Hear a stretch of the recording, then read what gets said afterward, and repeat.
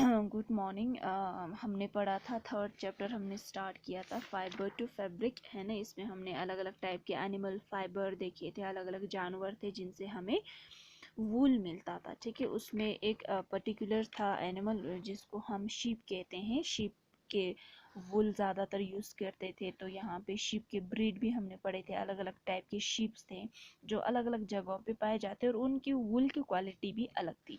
अब हम पढ़ेंगे प्रोसेसिंग फाइबर इनटू वूल। अब फाइबर्स जो वूल है, वूल उसमें से फाइबर्स हम कैसे निकालते हैं, ठीक है, वो हम पढ़ेंगे, ठीक है। Wool is obtained from the sheep by long process which involves various stage. जो शीप है उसमें से वूल को निकालने के लिए एक लंबा सा प्रोसेस है जिसमें अलग अलग स्टेप्स शामिल है। अब एक एक स्टेप्स को हम पढ़ेंगे कैसे शीप में से वूल को अलग किया जाता है, ठीक है। पहला स्टेप है शेयरिंग। शेयरिंग किसको कहते हैं? द फ्लीस और coat of wool of sheep along with a thin layer of skin is peeled from the body of sheep. जो वूल का शीप का जो बाहर का जो कोट है ना, वो होते हैं ना ये वाला, इसको फ्लीस भी कहते हैं। इसको उसके शीप की बॉडी से अलग किया जाता है। इसी को हम क्या कहते हैं? शेयरिंग कहते हैं, ठीक है। तो वूल जो शीप है उसके बॉडी से वूल को अलग करना, उसी को हम क्या कहते हैं? शेयरिंग कहते हैं। It is done manually with a large razor or with a electrically driven shearing machine. इसको जो लोग हैं अपने हाथों से भी करते हैं, बड़े से रेजर के साथ, या बिजली पे चलती जो मशीनें होती हैं उनसे भी हम शेयरिंग कर सकते हैं, ठीक है। तो शेयरिंग किसको कहते हैं? The process of removing hair from the body of sheep is called shearing. Wool जो शीप है उसके बॉडी से जो हेयर है उसका वूल को अलग करना, उसी को हम क्या कहते हैं? शेयरिंग। जैसे अब यहाँ पे आप देख सकते हैं, ठीक है। Shearing does not hurt the sheep. जब शेयरिंग करते हैं तो उस शीप को चोट नहीं लगता। क्यों नहीं लगता? Because the upper most layer of the skin of sheep is dead. क्योंकि जो इसके बॉडी का सबसे बाहर वाला जो हिस्सा होता है, लेयर होता है, वो डेड होता है। उसमें उसको कभी भी, और उसको आप निकाल भी दोगे तो उसको चोट नहीं लगता, उसको दर्द नहीं होता। Sheep are sheared for their wool in early summer so that they not feel the heat. Sheep को कब इनको शेयरिंग किया जाता है, कब उनके बाल को हटाया जाता है? समर्स में, अर्ली समर्स में, क्योंकि उनको गर्मी ना लगे, है ना। क्योंकि गर्मियों में वो अगर उनके शीप के अगर हम उनके वूल को, हेयर को नहीं हटाएंगे तो गर्मियों में बहुत ज़्यादा इनको गर्मी लगेगी।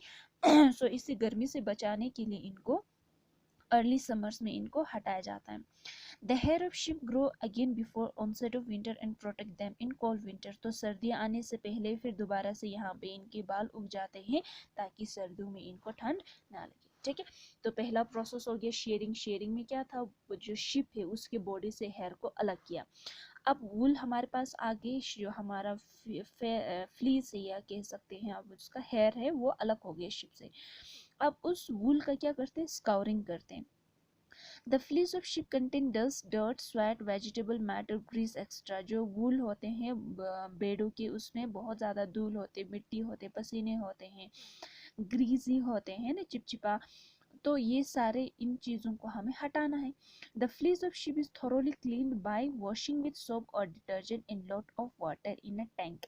तो इन धूल, मिट्टी, गंदगी, पसीने, ये जो घास फूस, ये सारे चीज़ों को हटाने के लिए बड़े से टैंक में इनके वूल को धोया जाता है, पानी बहुत ज़्यादा डाल के। उसको सोप क्या भी हम यूज़ कर सकते हैं, सोप या डिटर्जेंट का भी यूज़ कर सकते हैं। तो क्या हो गया? The process of washing the fleece of sheep to remove dust, dirt, sweat, grease extra is called scouring. तो यहाँ पे जो हमने वूल के शिप की जो फ्लीस का मतलब जो उसका हेयर है उसको धोया ना साबुन पानी के साथ, उसी प्रोसेस को हम क्या कहते हैं? स्कोरिंग। ताकि उसमें से धूल, मिट्टी, पसीना, ऑयल, चिपचिपा, ये सारा हम इसको निकाल सकते हैं। लेकिन आजकल स्काउरिंग मशीन के ज़रिए भी किया जाता है। ये देखो हाथों से कर रहे हैं स्काउरिंग, तो ये मशीन के ज़रिए भी हम स्काउरिंग कर सकते हैं, ठीक है। यहाँ पे देख सकते हो। अब धोया, उसको साफ किया, धूल, मिट्टी, वूल में से सब कुछ हट गए, तो वहाँ पे क्या होगा? अब तीसरा step, sorting. After scouring, the wool is separated or sorted into various categories depending upon its quality. उस वूल को धोने के बाद, अच्छी तरह साफ करने के बाद, अब उसमें से अलग अलग किया जाता है वूल को, अलग अलग कैटेगरी। क्योंकि वूल जो होते हैं बॉडी के हर जगह एक जैसे नहीं होते। यहाँ पे कुछ, यहाँ बॉडी के इधर कुछ, जो उसके पैर होते हैं वहाँ पे कुछ होते हैं, तो इनकी क्वालिटी के बेसिस पे इनकी वूल को अलग किया जाता है। Only fleece of long fine quality is sent to the factory for further purpose. कौन सी क्वालिटी वूल के कौन से हिस्से को बेच देते हैं जो अच्छी क्वालिटी के हो, लंबे हो, सिर्फ उसी को ही फैक्ट्री में फर्दर प्रोसेस करने के लिए बेच दिया जाता है। तो क्या हो गया, the process of separating the long fine quality wool from the remaining inferior quality और ब्रोकन पीसेस कॉल्ड सॉर्टिंग। तो हमने क्या किया, यहाँ पे वूल को अलग अलग क्वालिटी के बेसिस पे, जो गर्दन की वूल होते हैं उसको अलग करते हैं, सिर की वूल होते हैं वो अलग करते हैं, पूरे बॉडी पे जो वूल होते हैं अलग करते हैं, पैरों पे जो वूल है वो अलग करते हैं, क्योंकि वो क्वालिटी अच्छे होते हैं, कुछ छोटे होते हैं कुछ लंबे होते हैं। अब इसमें से जो सबसे अच्छी क्वालिटी का होगा, लंबा होगा, जो बॉडी के या पीठ पे या स्टमक के साइड पे होते हैं उनको अलग किया जाता है। अब उसी प्रोसेस को हम क्या कहते हैं, सॉर्टिंग कहते हैं। ठीक है, अब सॉर्टिंग कर गया, सिर्फ क्वालिटी अच्छे वाले ही जो लंबे हैं अच्छी क्वालिटी उसी को ही हमें फैक्ट्री में बेचना है। ठीक है, अब फैक्ट्री में बेचने के बाद उनका क्या करेगा, कॉम्बिंग किया जाता है। The fleece is comb to remove the burrs और teeny tiny notes.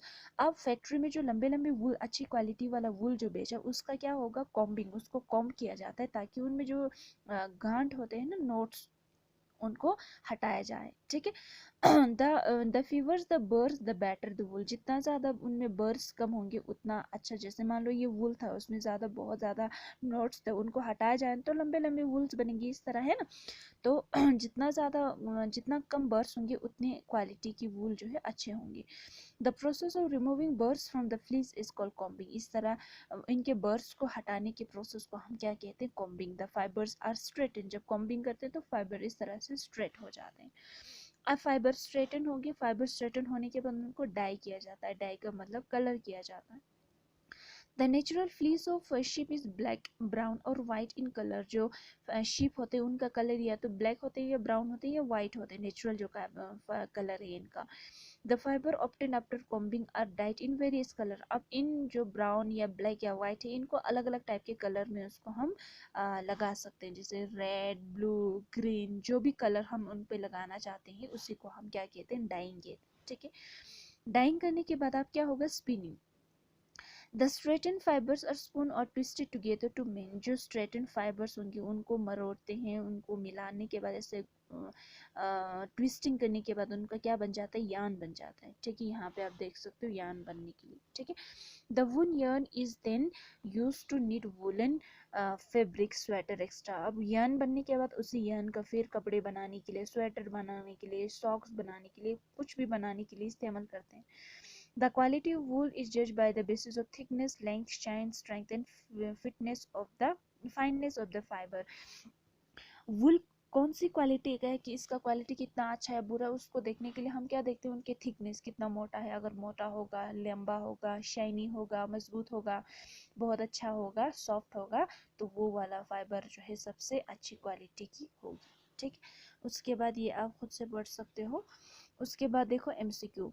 Pashmina wool is obtain from sheep, Kashmiri goat या की अंगोरा गोट। तो कश्मीरी गोट से पश्मीना मिलता है। एल्पेका आर मोस्टली फाउंड इन। एल्पेका कहाँ पे मिलता था हमें, साउथ अमेरिका में हमने पढ़ा था।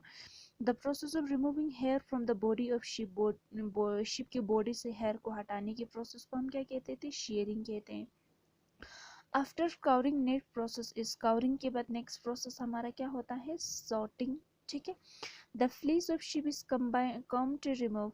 जो शिप है उसके फ्लीस को कॉम्बिंग किया जाता है ताकि वहाँ से हम बर्ड्स को हटाया जाए। ठीक है, उसके बाद है, बस इतना है। ठीक है, तो यहाँ पे हमने वूल के बारे में पढ़ा डिटेल में, वूल कैसे मिलता है, कैसे कैसे वूल के फाइबर्स को कपड़े में बदल देते हैं फाइबर, ये सारी चीज़ें, ये अलग अलग प्रोसेस के बारे में हमने पढ़ा। कल हम सिल्क के बारे में पढ़ेंगे, क्योंकि हम एनिमल फाइबर्स के बारे में पढ़ रहे थे ना, तो सिल्क फाइबर के बारे में पढ़ेंगे। ये वूल फाइबर हो गया वूल के बारे में, ये भी एनिमल फाइबर है जो कि शीप से मिलता है ज़्यादातर, तो शीप वाला हमने डिटेल में पढ़ा। फिर हम सिल्क वाला पढ़ेंगे जो कि ये भी एक एनिमल फाइबर है। ठीक है, इनको अच्छे से पढ़ना और अपनी फेयर नोटबुक पे ये सारी चीज़ें आप लिख सकते हो, ये एमसीक्यू वाले। ठीक है, क्योंकि एग्जाम में इन्हीं से ही पूछा जाता है।